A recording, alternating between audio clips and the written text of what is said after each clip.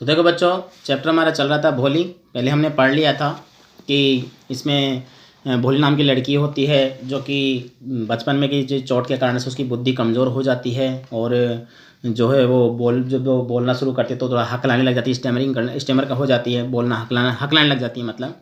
और जब धीरे धीरे बड़ी होती है तो पता चलता है कि रामलाल के घर में जो वो बच्ची थी उसके बाद भी बीमारी हो जाती है, चेचक के दाग उसके हो जाते हैं। जब वो 2 साल की तब बीमार हो गई थी, उससे उससे क्या हुआ, कुरूप हो गई। कहने का मतलब रामलाल के जो है 4 5 10 7 बच्चे थे, जिस 3 बच्चों को तो पढ़ने के लिए स्कूल में भेज दिया, 3 बच्चों को और कॉलेज में भेज दिया। अब उसके 4 बेटियां थीं, उनमें 2 की शादी हो गई थी, मंगला की और राधा की। चंपा जो थी वो भी सुंदर लड़की थी, उसकी शादी भी हो जाएगी, लेकिन चिंता थी उनको अपनी बेटी की। तभी क्या होता है बच्चों, इसमें गांव के अंदर जो है एक स्कूल का सेरेमनी होती है, स्कूल का ओपनिंग होता है लड़कियों के लिए। तो रामलाल जो है उसको बुलाया जाता है और तहसीलदार साहब कहते हैं भाई रामलाल, तू गांव का बहुत ही प्रतिनिधि व्यक्ति है, सम्मानीय व्यक्ति है, तो तू क्यों ना एग्जाम्पल ऐसा दो कि तुम अपनी बेटी को स्कूल भेजो, बेटियों को, और जो है स्कूल के लिए एक उदाहरण बनो। रामलाल अपनी पत्नी को बोलता है, आके पत्नी कहती है भाई अगर अपनी बेटियाँ पढ़ जाएगी तो शादी कोई नहीं कर पाएगा उनसे। तो वो दिमाग लगा कहती है कि एक काम करो, अपनी जो बेटी है ना, कौन, जो भोली है, उसकी शादी हो नहीं पाएगी, तो मैं कहो उसको ही जो है वहाँ पर स्कूल में भेज दो। तो स्कूल के लिए तैयार हो जाते, ठीक है भोली को हम भेज देंगे। और भोली को तैयार करके जब बोले रहा तो भोली सोचती है भैया आज मुझे जो है ये लेकर के जा रहे हैं, कहीं ऐसे तो नहीं है कि पिछली बार अपनी गाय को ले गए थे, है ना, लक्ष्मी गाय था उसका नाम, गाय का नाम लक्ष्मी था, तो ले गए थे तो उसको बेच करके आ गए, तो कहीं मुझे तो बेचने जा रहे हैं। तो ये बात उसके कन्फ्यूजन था। लेकिन जब रामलाल ने उसको पत्नी को कहा कि भाई स्कूल लेके जा रहा हूँ, उसको नए कपड़े पहना दो अच्छे। भोले खुद के पास खुद के कपड़े थे नहीं उसके पास, ठीक है ना, तो खुद के कपड़े नहीं थे तो अपनी बहनों के कपड़े पहनते थे। तो वो समझ गई बात, नए कपड़े पहना रहे, नीला धुला के लेके जा रहे, तो मतलब कुछ अच्छा उसके साथ, कुछ अच्छी जगह ही उसको ले जाया जा रहा है। फिर वहाँ जब स्कूल जाते थे टीचर्स को देखते हैं, टीचर को हैंड ओवर कर देते हैं, भाई तुम संभालो अपनी ये बच्ची जो है मेरी। वहाँ जाके अपनी सहेलियों को देखती है, देखकर माहौल वहाँ का, तो वहाँ पर चित्र भी देखो, बहुत सारे चित्र, घोड़े का चित्र देखती है, वहाँ पर गाय का चित्र, तोते का चित्र, वहाँ पर बकरी का चित्र देख के वो खुश हो जाती है। और तभी उसके बगल में जो है टीचर आगे खड़ी होती, तब उसके बाद में क्या होता है यहाँ से देखते हैं। तो ध्यान दीजिए बच्चों, अच्छे से जो है चैप्टर को हम कवर कर रहे हैं, बहुत अच्छा चैप्टर है और 2 या 3 पार्ट में हम इसको कवर करेंगे। What's your name little one, वो कहता बच्ची तुम्हारा नाम क्या है, तो वो हगलाती भो। She could stammer no further than that, मतलब आगे नहीं बोल पाए और स्टेमर यानी हकलाने लग गई। Then she began to cry, फिर रोने लगी, and tear flowed from her eye, उसकी आंख से आंसू आने लगे। इन अ हेल्पलेस फ्लड, मतलब हेल्पलेस फ्लड का मतलब जैसे बहुत तेज गति से आंसू आने लगे। She kept her hand down and set and as she sat in corner, और कोने में बैठ गई और जो है घुटनों के बल में अपना सिर दे लिया उसने, मतलब सिकुड़ कर बैठ गई। Not daring to look up at the girls, लड़कियों की तरफ देखने की हिम्मत नहीं हो पाई। Who she knew were still laughing at her, उनकी तरफ जो उसको देख करके हंस रही थी उन लड़कियों की तरफ। When the school bell rang, जब स्कूल की घंटी बजी, all the girls cried out of the school room, classroom की तरफ सभी लड़कियां चल दी। But Bholi dare not leave the corner, मतलब स्कूल से क्लासरूम से बाहर निकलने लग गई, तो लेकिन भोली की हिम्मत नहीं हुई कोने में छूटने की। हर हेड स्टिल लॉर्ड, अभी भी अपना सिर झुकाए बैठी थी। सी केप्ट ऑन सॉबिंग, और सिसकियां भर रही थी, यानी कि रो रही थी। भोली the teachers voice was so soft and soothing, अब टीचर की आवाज़ आई, बहुत ही कोमल, बहुत ही प्यारी आवाज़ आई। वो बोल रही है भोली को, in all her life she had never been heard like that, ऐसा कभी उसने सुना ही नहीं था, इस प्रकार से उसको कभी बुलाया नहीं गया था। In touch with heart, it touch with her heart, ये बात उसके हृदय को छू गई। Get up said the teacher, teacher ने कहा उठो। It was not a command just a friendly suggestion, ये कोई आदेश नहीं है, एक मित्रवत बात बता रही हूँ। भोली गॉट अप, भोली उठी। Now tell me your name, अब एक काम करो तुम अपना नाम बताओ मुझे, तुम कौन हो, ठीक है ना। मतलब टीचर ने उसको एग्रेसिव करी, उकसा रही है उसको, मतलब कुछ करने के लिए भाई कुछ बोल पाए वो। तो देखो, sweat break out over her whole body, broke out हो गए मतलब पसीना ही पसीना हो गया उसके पूरे शरीर में। Would her stammering tongue again disgrace her, कह रही है कि वो उसकी जो हकलाने वाली जीभ है फिर से उसका अपमान करेगी। For the sake of this kind woman, लेकिन उस महिला के लिए, जो टीचर थी ना, जिस प्रकार दया दिखा रही थी, उसके लिए वो बोलेगी। She decided to make an effort, उसने कोशिश की बोलने की। She had such a soothing voice, क्योंकि उसकी आवाज़ को बहुत प्यारी लगी थी, अपनापन लगा था। She would not laugh at her, क्योंकि वो उसको देख करके हंसेगी नहीं। तो देखो वो अब भोली जो है बोलना स्टार्ट करेगी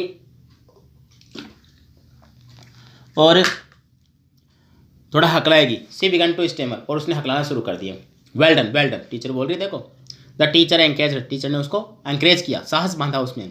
कम ऑन नाउ, बोलो द फुल नेम। तो वो बोली और उसने ऐसे करते हुए बोल दिया। At last she was able to say it, वह ऐसा बोल पाई। फेल्ट रिलीव्ड, और बहुत ही आसान अपने आप में महसूस किया आराम।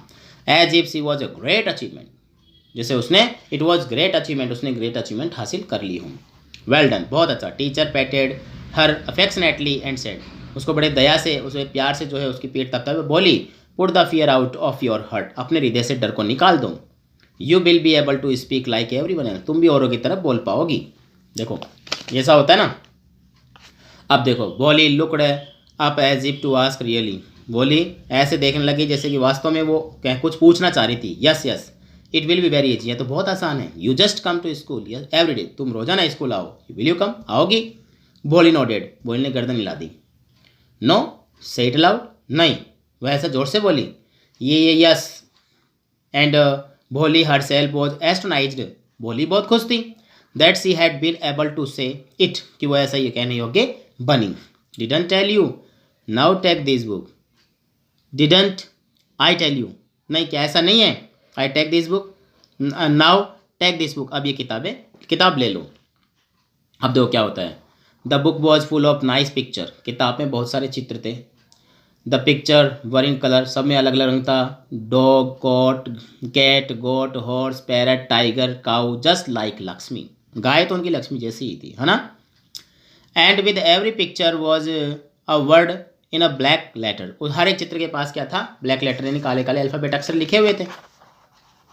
अब देखो क्या होता है। समय निकलता जाएगा।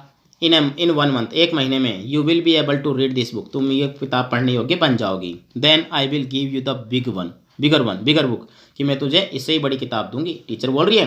Then a still bigger one, उसके बाद और बड़ी। In time you will be more learn, फिर तुम बहुत कुछ सीख जाओगी। Then every one else in the village, गाँव में औरों की तरह तुम भी समझदार बन जाओगी। Then no one will ever be able to laugh at you, किसी में हिम्मत नहीं होगी तुम्हें देख करके हंसने की, क्योंकि तुम्हें हंसे देख करके। People will listen to you, लोग तुम्हें सुनेंगे। विद रेस्पेक्ट, बड़े ध्यान से, बड़े सम्मान से। And you will be able to speak without the slightest stammer, और बिना हकलाए तुम भी अच्छे से उनसे बात करने योग्य बन जाओगी। अंडरस्टैंड, समझी? नाउ गो होम, अब घर जाओ। And come back early tomorrow morning, और कल सुबह जल्दी आ जाना। टीचर ने ऐसा कहा उसे। देखो अब देखो क्या होता है। बोली felt as if suddenly all the bell in the village temple were ringing, अब देखो फुल ने महसूस किया कि अचानक जो है जैसे कि सभी घंटियाँ, गांव के मंदिरों की जो है घंटियाँ जो है सभी बज गई हो। And the trees in front of the school house had blossom, और गांव जितने पेड़ पौधे हैं गांव के, स्कूल के, घरों के, उन सब में महक आ रही हो। इनटू बिग रेड फ्लावर, जैसे फूल खिल चुके हों। Her heart was throbbing with a new hope, अब उसका हृदय जो है थ्रॉबिंग कर रहा था, मतलब धड़क रहा था कि नई उम्मीद के साथ, न्यू लाइफ, और नए जीवन के साथ। मतलब उसमें एक उम्मीद जग गई। उम्मीद जगने का मतलब हो गया उसमें एक ऐसा क्रेज आ गया कि वास्तव में वो भी कुछ कर सकती है। समझ गए? तो ऐसी बात इसके अंदर है। तो देखो क्या होता है। 10 द ईयर्स पास, इस प्रकार साल गुजरते गए।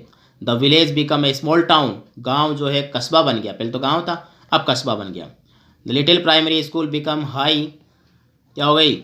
हाई स्कूल बन गई, उच्च मतलब हाई स्कूल बन गई। There were now a cinema, अब वहाँ पर एक सिनेमा घर भी आ गया। अंडर ए टिन शेड के अंदर सिनेमा घर चलने लग गया। एंड ए कॉटन ग्रीनिंग मिल, और कॉटन जो होता है ना, रुई की मिल जो होती है वो भी शुरू हो गई, जिसको हम कहते हैं खादी, इसको कह सकते हैं, हाँ khadi. The mail train began to stop, अब जो ट्रेन आती थी चिट्ठियाँ वाली, मेल ट्रेन भी आना शुरू हो गई। At the railway station train आना शुरू हो गई।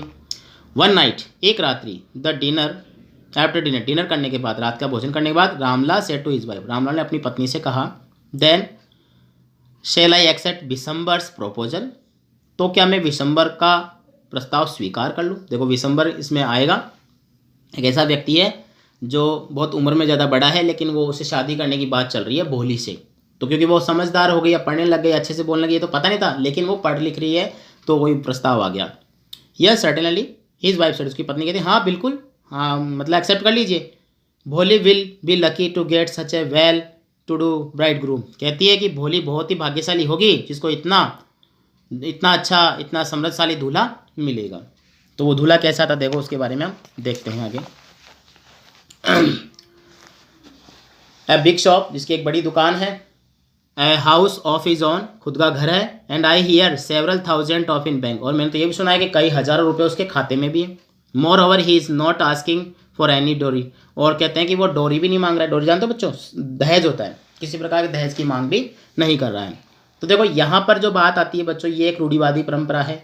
तो रूढ़िवादी परंपरा जो उन्होंने, लेकिन स्कूल जब से चले तो ये परंपराओं का भी अंत हुआ है। ठीक है ना, एक बार थोड़ा सा और देखते फिर मैं आपको समझाता हूँ। दैट्स राइट, बिल्कुल ठीक है। But he is not so young, किंतु वो युवा नहीं है। देखो तुम जानती हो, almost the same age I am, मेरी जैसी उम्र का है। यानी वो किस उम्र का था बिशंबर बाबू? रामलाल की उम्र का था वो। एंड ही ऑल्सो लिम्स, और कैसा है, लंगड़ा भी था वो। बोल तो स्टेमर थी, लेकिन वो अब नहीं होगी, आगे देखेंगे हम लोग, एक सस्पेंस है इसके अंदर। Moreover the children from his first wife are quite grown up, जबकि उसकी पहली पत्नी के जो बच्चे थे वो भी बड़े हो चुके थे। तो ऐसी बात इसके अंदर जैसे आ रही है तो ये एक दिमाग को खटकाने वाली बात होती है। हम सोचने लग जाते हैं कि ऐसा क्यों हो रहा है। ठीक है ना, तो क्योंकि पढ़ ली थी तो बिशंबर बाबू को लगा कि ये शायद इससे शादी कर ले। So what does it matter, तो क्या मामला है? बोले क्या है, फर्क क्या पड़ता है इसमें? हिज वाइफ रिप्लाई, उसकी पत्नी कहती है 45 और 40, बोले 45 से 50 में क्या फ़र्क पड़ता है?